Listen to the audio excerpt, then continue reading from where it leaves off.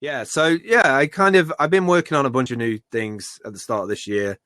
I'm trying to build a little team up, and last probably about 2 or 3 months ago, I kind of started this thing after fracturing my wrist by going roller skating.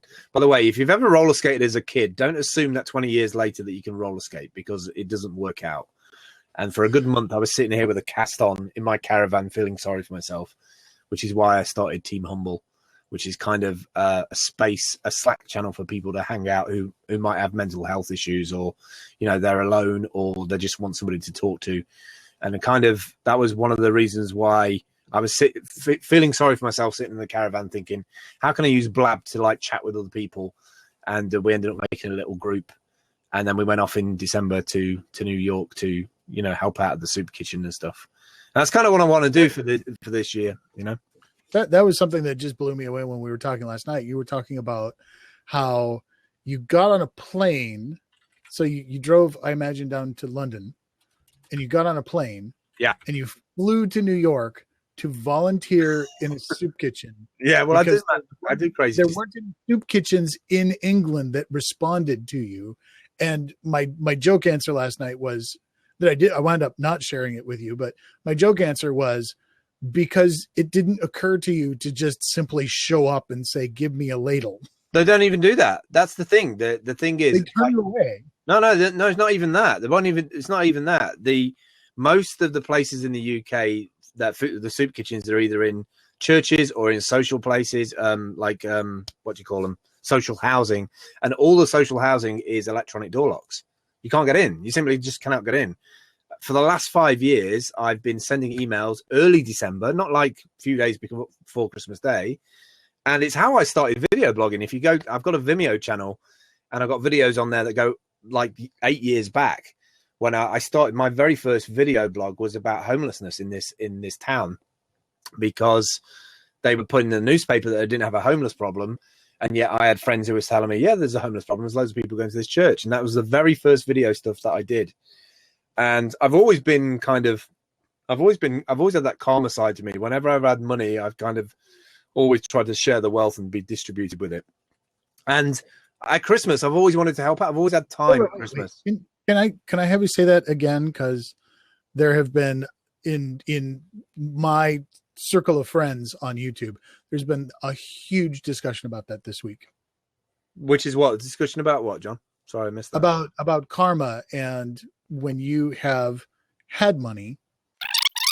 I've always had that karma side to me. Whenever I've had money, I've kind of always tried to share the wealth and be distributed with it. Yeah. I mean, most of when I sold the domain name, the me.dm, to Evan Williams at Twitter for like $50,000, the first thing I did is spent about $5,000 of that on Kickstarter.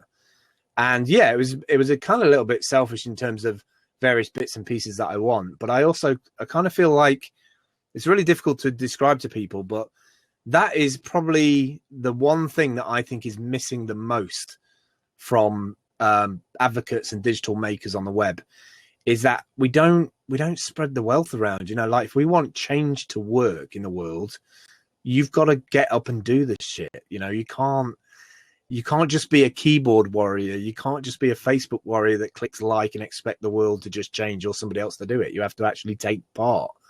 And if you haven't got time to take part, the best way to do it is to invest in other people who will actually go and do that work, will actually go out there in the world and make a bit of change. The whole reason why Team Humble raised $2,000 in a month was to send three people to America to go to the soup kitchens to help out.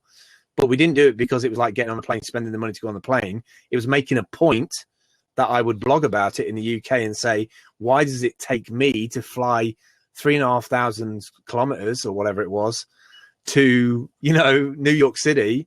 Because I did a search for volunteering, for homeless projects, and found this amazing New York site where they had like a calendar booking, and I could book like the team and give the team name and get us over.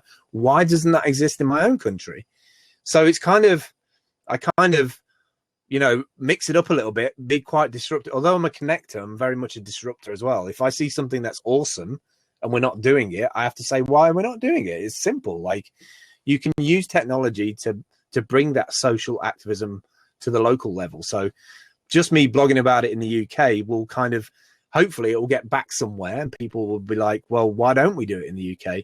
And, you know, theirs is just a piece of software. So I found that whenever, and that follows you, like, why is it that, you know, that guy that we all know in the local pub who's been sitting in that pub for the last 10 years and everybody knows him, the bar staff know him, they know when he's had too much whiskey, they know when he's had too much beer. That guy knows everybody. He knows everybody from word of mouth. He knows everything that goes on in that town. That's no different online, and that stuff follows you.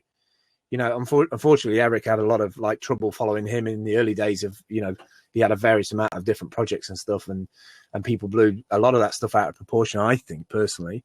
But online, it's not just about acquisition of wealth by putting content up and getting paid by YouTube for it.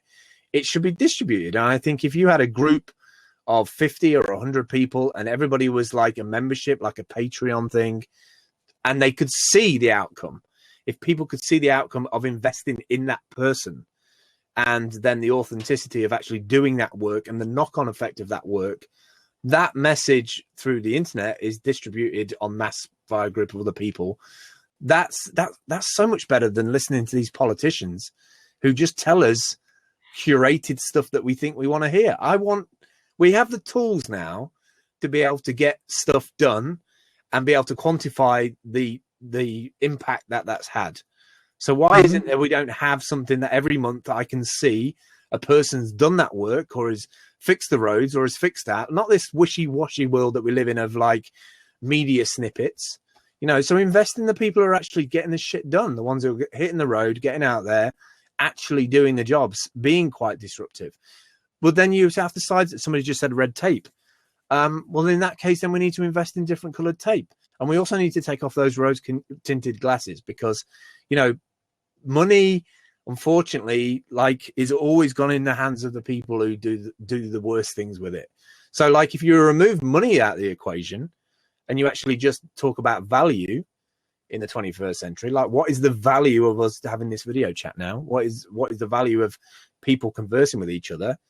Well, we're doing something already that other countries are trying to shut down, and that is us being able to converse with each other, inspire each other to be able to take control of our lives and inspire other people to do something different, you know? I lived in the barter economy for 4 years. I'm glad you brought that up, Wheatree. I worked as a brand advocate for Nokia for 4 years before iPhone came along and destroyed everything that Nokia had ever built. And it was great because I never needed any money. And the reason why most people have a job is because they want to have holidays, or they want to have stuff, or they want to have a house, or they want to have like transport, cars, nice things. And I never got paid. I just bartered with the digital agency, and they would book my flights and book my hotel. And the best thing about bartering, especially for a creative, is that you can focus on your work. So you can focus on the story. You can focus on going to the venue, meeting the people, grabbing the interview, making sure it's curated top and tailed and uploaded to the editors back at base, who then use it as part of their strategy to roll out at the digital agency. And that was the best thing ever, I think, for a creative. If you can barter your time, your value with somebody of equal like skills or something that they have to offer, then you just win. It's just a total win.